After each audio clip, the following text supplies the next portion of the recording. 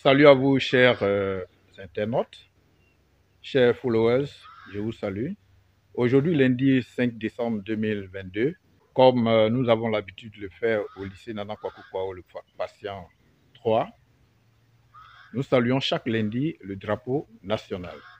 Les autorités de la ville, monsieur le sous-préfet, accompagné du commandant de brigade de la gendarmerie et du commissaire, sont donc venus pour parler à tout le corps enseignant, à l'administration et plus particulièrement aux élèves. Alors, comme nous le savons, à la veille des congés, les élèves très souvent sont pressés d'aller en congé et ils ont saisi cette occasion pour leur prodiguer des conseils.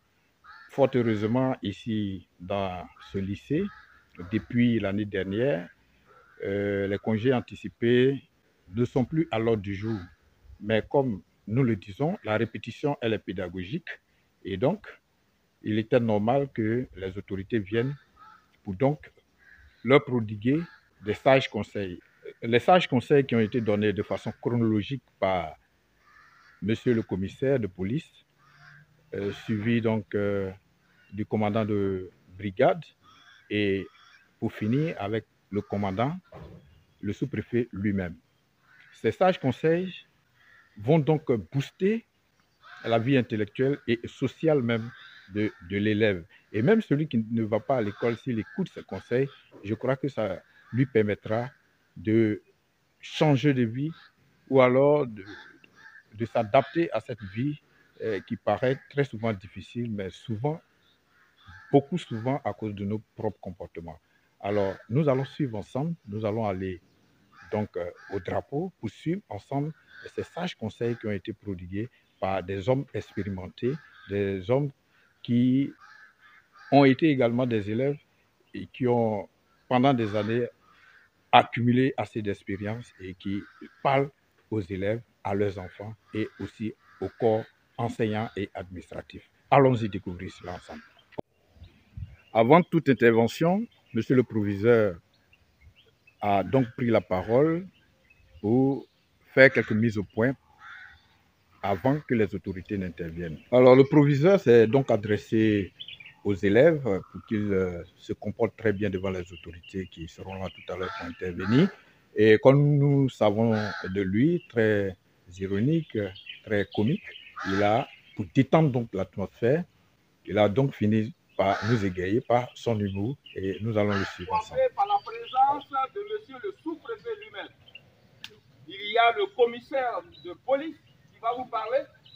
Après le commissaire de police, ce sera au tour du commandant de brigade, un nouveau qui est arrivé, il va vous parler. Et le sous-préfet, le patron lui-même, va finir. Maintenant, ce que je voudrais dire, entre nous-mêmes ici, là, je suis passé en 3e 2. La dernière fois, pour dire, c'est vous qui devez chanter. Je propose que tout le monde chante. Ensuite, vous avez l'habitude de suivre le drapeau et puis faire comme si vous étiez pressé. Si c'est comme ça, baissez la tête pour chanter. C'est-à-dire, vous chantez normalement. Salut au terre de... Et puis vers la fin, vous ne dites pas. Vous chantez normalement, vous chantez jusqu'à la fin. Pourquoi vous suivez le drapeau et puis vous voulez... C'est pourquoi il a failli casser le drapeau l'autre jour. Ok? Vous avez compris? Donc, tout le monde chante et puis on chante fort.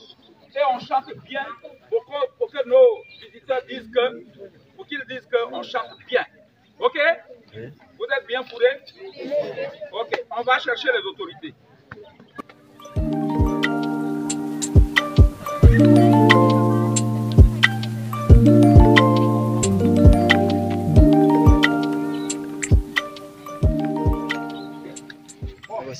Le commandant dit, ok, on va saluer les couleurs nationales d'abord, avant de passer le message le plus important.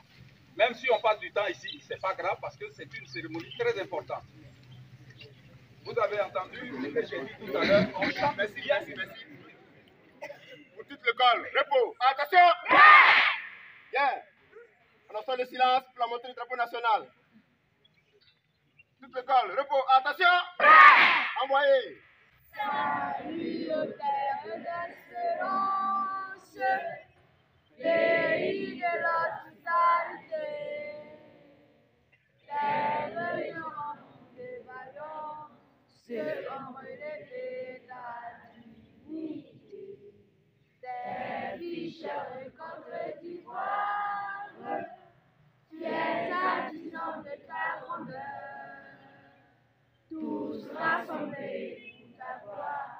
Reflet bâtiment dans le vol, pièce le pays nous appelle, si nous avons dans la paix, ramener la liberté, notre devoir sera un modèle de l'espérance promise à l'humanité en franchise unie dans la foi nouvelle, la patrie de la paix.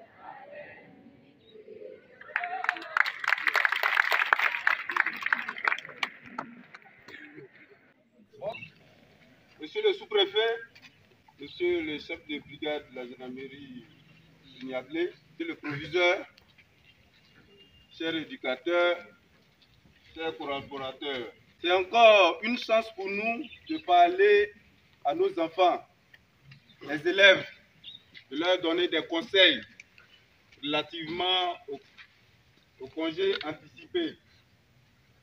Mais aussi, il y a d'autres phénomènes, la drogue, la délinquance juvénile. Alors nous sommes là ce matin pour vous donner des conseils, pour vous avertir, pour vous faire part des dangers qui vous guettent, pour vous aider à vous en sortir dans vos études. Il y a la drogue partout, qui est à la portée des élèves. D'autres élèves même en vendent dans les établissements. Quand ils viennent à l'école, ils ont ça dans leur sac et ils vendent à leurs camarades. D'autres incitent leurs camarades à en consommer. Alors, je voulais vous dire de faire attention, de ne pas accepter de prendre quelque chose que vous ne connaissez pas. Parce que ceux qui vendent, ils ont leur objectif. Ils veulent se faire de l'argent. Ou bien ils veulent nuire à votre éducation. S'il y a un juge pour les enfants au tribunal, c'est qu'on peut mettre les enfants en prison.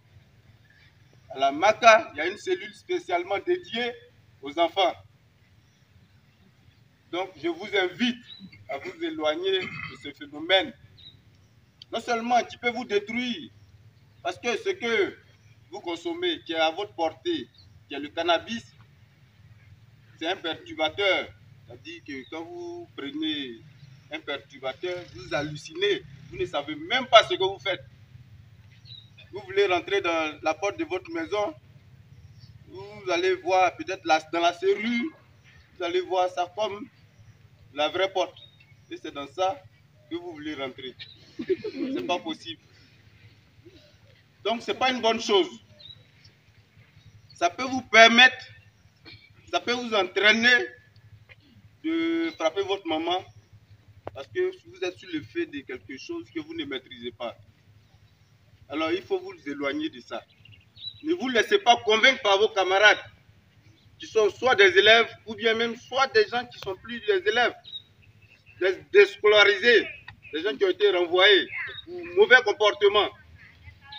Nous venons vers vous pour vous parler parce qu'il a été constaté que depuis plusieurs années, vous voulez aller en congé avant la date prévue. Alors, il n'est pas question de cela. Et ceux qui vont perturber les cours, on espère que ici, ça ne va pas se produire parce que l'an passé, ça ne s'est pas produit. On a confiance en vous, vous êtes bien illustrés. Alors, mais il faut qu'on soit là pour attirer votre attention, pour vous dire ce que vous risquez. Comme je l'ai dit déjà, les enfants sont passifs de poursuite. Alors, ceux qui vont perturber les cours, nous allons tout faire à notre niveau pour les identifier, pour les retrouver. Parce que quand vous êtes en groupe, il y a le sentiment d'anonymat. On pense qu'on peut faire des choses et puis on ne sera pas identifié ou bien retrouvé. Ceux qui vont perturber les cours, En tout cas, ils n'ont qu'à être sûrs et nous allons les retrouver. Nous arrivons à retrouver les voleurs, les braqueurs, les gens qui tirent avec des armes. Ce n'est pas ceux qui sifflent qu'on ne peut pas retrouver. Donc soyez sûrs que ceux qui ne vont pas écouter les conseils du commandant, nous, on va les retrouver. D'accord? Sur ce, je voulais m'arrêter là. Je vous dis merci d'avoir écouté attentivement. La parole. Et le CB. Alors,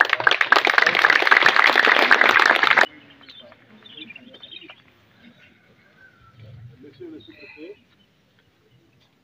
monsieur le proviseur, à l'approche de cette nouvelle année, je pense que c'est la première fois qu'on vient dans les écoles pour nous sensibiliser. Et pourquoi cette année?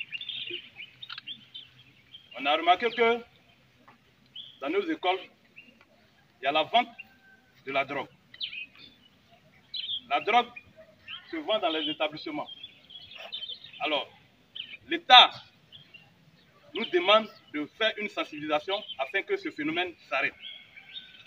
Alors, ce matin, nous sommes là pour vous dire, si dans les établissements, vous connaissez des élèves qui ont la drogue, qui vendent, vous pouvez quand même venir les dénoncer à la brigade ou au commissariat. Je viens de Soubré. Cette année, je suis arrivé ici. Ça fait pratiquement 2 semaines. L'année dernière, tout ce qu'on a déféré au niveau de la drogue, qu'on fait la remarque, il y a plus d'élèves.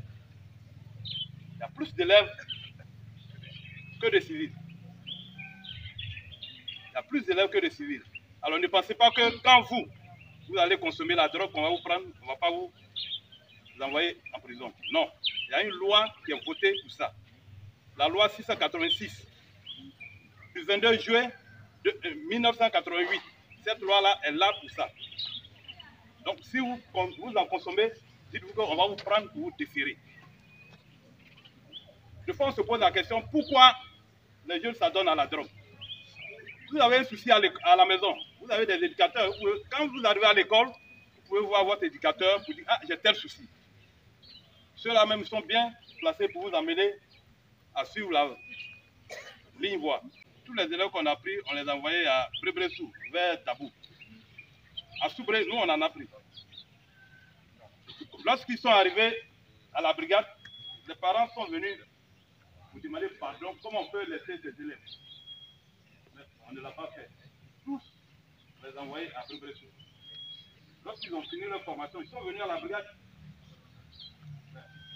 Je ne les enviais pas. Donc si vous êtes là, sachez pourquoi vous êtes là. Les congés anticipés ne vous adonnez pas à ces gens de place. On dit cette année, l'arrêt de cours c'est le 23 décembre. 23 décembre, vous venez à l'école, dans la soirée, vous êtes en congé. Mais dit que le 20 ou bien le 19, on veut aller en congé, tous ceux qui vont s'adonner à cette pratique-là, nous verrons sur leur chemin. Et cette année, ce n'est pas pour envoyer à la chose, à Dabo, à Brébressou. On va faire une procédure, vous serez déférés. Oui, vous serez déférés. C'est sachez que vous voyez. Ce n'est pas tout on consomme aux alentours des écoles. Vous voyez, ce truc que vous voyez là, si vous prenez, ça vous fait endormir toute la journée à l'école. Oui, toute la journée, ce que vous voyez là. Vous avez déjà vu ça? N'en prenez pas. Et il y en a plein comme ça. Alors tout ce que vous voyez, les jus, ce ne sont pas tous les jus que vous devez boire. Vous ne savez pas qu'est-ce qu'ils ont mis dans ces jus là. Ne prenez pas tous les jus. À la maison, votre maman peut faire quand même des jus que vous allez acheter, tous ceux qui ont dans votre école, arrêtez. Ça fait endormir les élèves. Le commerçant, lui, c'est son arrière-chef. Donc l'école, c'est pour votre éducation. L'école, c'est pour que plus tard, vous arrivez à travailler. Donc continuez à aller à l'école.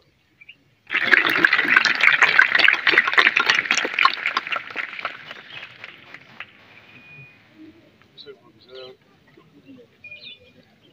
monsieur le commandant de brigade, monsieur le commissaire de police, chers enseignants, chers enfants, je pense que beaucoup a été dit. Je ne cesserai pas de vous conseiller. Tout à l'heure, le commissaire que vous connaissez bien a pris la parole.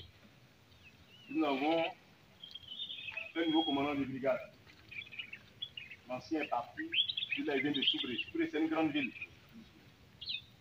Et à Soubré, la délinquance est beaucoup développée à Soubré que ici, à Niablé. Je préfère que vous n'ayez pas affaire à ce monsieur-là. Si vous voyez que le Soubré est venu ici, il a fait ses preuves. Il n'est pas venu contre vous, ou pour vous, les élèves. Vous êtes nos enfants. Je vais aller un peu plus loin. Je serai bref, mais il faudrait vraiment me suivre. Quand j'étais en 6e, au collège, je dirais même, en son temps, les samedis matins, on avait cours. Oui, samedi matin, on avait cours. Pour vos enseignants qui sont un peu plus anciens, le savent. On avait cours les samedis matins. Et les samedis matins, on venait en bleu et blanc. Les hommes avec une cravate. Oui. Ça fait que déjà, à partir de la classe de 6e, on savait nouer la cravate. Aujourd'hui, vous avez même des enseignants qui ont du mal à nouer la cravate parce que bon, ils n'ont pas connu cette belle époque-là. Les samedis matins, il y avait cours. Aujourd'hui, les samedis matins, on n'avait pas cours.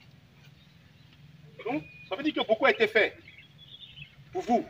En notre temps, on n'avait pas eu cette chance. On n'a jamais eu à grogner pourquoi il fallait venir samedi matin à l'école. Mais du lundi au samedi matin, on avait cours. On avait seulement samedi soir et dimanche. Monsieur le professeur, c'est ça. C'est ça, non? Ah oui, c'est ça. Bon, vos enseignants qui sont un peu anciens, peut-être après les années, ceux qui ont connu les années 80 au lycée, ils savent bien. Mais vous, aujourd'hui, les samedis matin, vous n'avez pas cours. Mercredi soir, vous n'allez pas à l'école. C'est une grâce. Et quand on vient à l'école, ce n'est pas pour aller vite en congé. Ce n'est pas l'objectif de l'élève. L'objectif de l'élève, c'est de vite finir ses études. Il pèse bien mes mots. Vite finir ses études. Je tiens d'abord à vous féliciter. L'année passée, je pense bien, si j'ai bonne mémoire, on n'a pas connu ici le congé anticipé. Je pense que pour ça, il faut vous acclamer. Et je sais que cette année, il n'y aura pas de congé anticipé. Si vous êtes d'accord avec moi, acclamez-vous. Oui, il n'y a pas qu'il y ait de congé anticipé. Vous êtes là pour être formés. Rappelez-vous très bien, les années passées, dans les classes d'examen, vous avez vu comment est-ce que les gens étaient beaucoup sélectifs. Donc, vous devez plutôt vous approcher de vos enseignants pour mieux vous former, pour vite quitter le lycée. Vous ne faites pas au lycée pour durer. Vous ne devrez pas reprendre des classes au lycée, ni au collège. Vous venez vite apprendre, avoir votre diplôme et sortir par la grande porte. Plutôt que de venir jouer les délinquants, les durs, et être incarcéré ou renvoyé. Cet argent que les parents vont dépenser pour vous inscrire dans un collège privé peut être utilisé à d'autres fins. Pourquoi? Pourquoi suivre les personnes qui n'ont pas d'avenir alors que vous en avez? Pourquoi suivre les personnes qui n'ont pas d'objectif alors que vous en avez? Et pour réussir à l'école, il faut avoir un objectif. Votre objectif, c'est quoi? Avoir mon bac, être dans une grande école ou aller à l'université. Voici l'objectif que devrez vous fixer. Non, votre objectif ne devrait pas être marqué ma génération de façon négative et mis aux uns aux autres. Tous les grands délinquants ont eu les mêmes fins. Pololo, on sait comment est-ce que Pololo est fini ici. Et si on va sur le plan international, on parlait de Al Capone. Al Capone, il était incarcéré à Alcatraz, il a eu une mort horrible. Moi, je ne connais aucun grand délinquant de renom qui a connu une retraite. Les fonctionnaires, oui. Monsieur le préfet de région vient de partir à la retraite. Et la dernière fois, je l'ai appelé, il me dit non, qu'il est en bord de plage, en bordure de mer, avec son épouse, les pieds dans l'eau. C'est ça. Et c'est ce qu'on vous souhaite. Consommer la drogue, vous allez finir comme Pololo. Vendre la drogue, vous allez finir comme Pololo. Et ça, ce n'est pas souhaitable pour un enfant.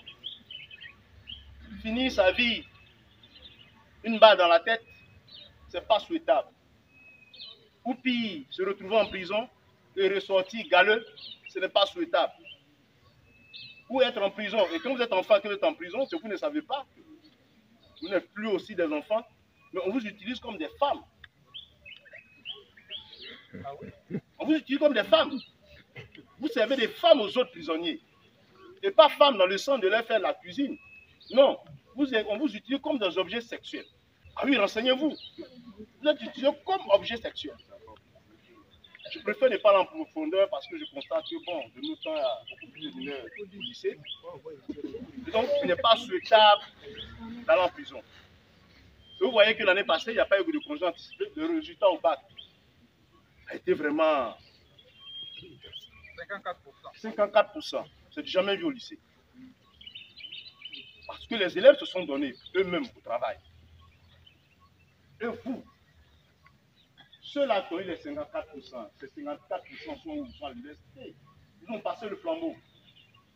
C'est une leçon à tirer.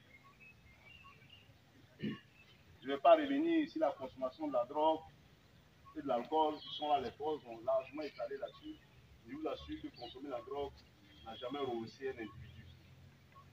Moi, je connais des neveux qui ont consommé de la drogue. J'ai eu la chance, des parents ont les moyens. On était partis au Canada pour toutes les études. Et nous sommes revenus ici.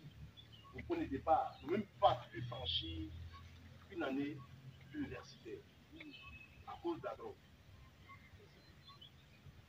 Comment vous pouvez comprendre quelqu'un qui est allé au Canada pour une formation, arrivé en Côte d'Ivoire, il pousse une bouée. Comment vous pouvez comprendre cela? Ne dites pas que mon père, hiérarchiquement, il est au-dessus de l'enseignant. Mon père, c'est Nana. Mon père, c'est le sous-préfet. Ce sont les autorités de la ville. Mon père, c'est le procureur. L'enseignant, au-dessus de mon père. Non. Au contraire, l'enseignant, c'est votre maître. Votre père, c'est votre géniteur. Au maître, vous devez être respect à votre maître. Au même titre qu'à votre père. Ne regardez pas le statut social de l'enseignant. L'enseignant, chers enfants, vous devrez vénérer vos enseignants. Je dis bien vénérer. L'enseignant, c'est comme un Dieu. Parce que c'est lui qui vous inculque le savoir. C'est l'enseignant. C'est eux qui feront de vous demain des ministres. C'est eux qui feront de vous demain des commissaires de police, des commandants de brigade, et même des enseignants. Parce qu'ils vous inculquent ce qu'ils savent. Et quand vous avez du respect pour celui qui vous éduque, il vous éduque bien. Comment très bien. L'enseignant devra appris à l'école, il faut le respecter. Son métier, il est noble. Celui qui fera de vous demain un haut cadre. Son enseignant, monsieur le commissaire de police, ne peut pas être commissaire de police parce qu'il a présenté un concours pour être commissaire de police. Pareil pour le commandant des brigades, il ne peut pas être commandant des brigades. Il n'a pas le niveau, il a présenté un concours. Mais pourquoi nous serons là aujourd'hui? Nous devrons vénérer nos enseignants. Parce que ce sont nos premiers formateurs. Le premier formateur dans la société, hormis nos géniteurs, ce sont nos enseignants. Et nous devons tout à nos enseignants. Sans cela, je demande aux enfants, je demande aux élèves d'avoir du respect pour l'enseignant.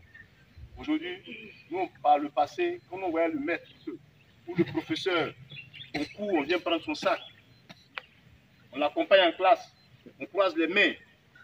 Bonjour proviseur, bonjour monsieur l'éducateur, bonjour censeur, bonjour madame l'éducatrice. On porte le sac en classe, on se rabaisse pour avoir le savoir.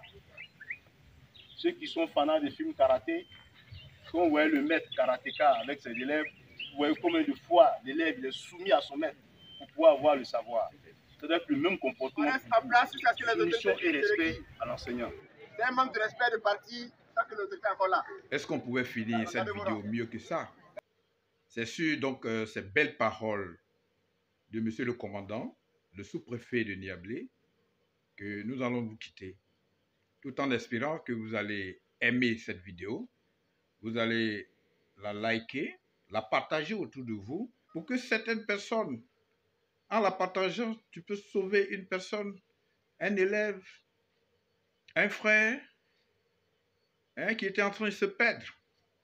Il est important pour nous de partager cette vidéo autour de nous pour relever le niveau de vie de nos compatriotes, de nos frères et sœurs qui sont autour de nous, qui sont en manque de repères et qui se noient dans la drogue, dans l'alcool, et j'en passe. Alors, si tu as aimé cette vidéo, abonne-toi pour ne pas rater les autres séances qui arrivent. Nous sommes ensemble et à très bientôt.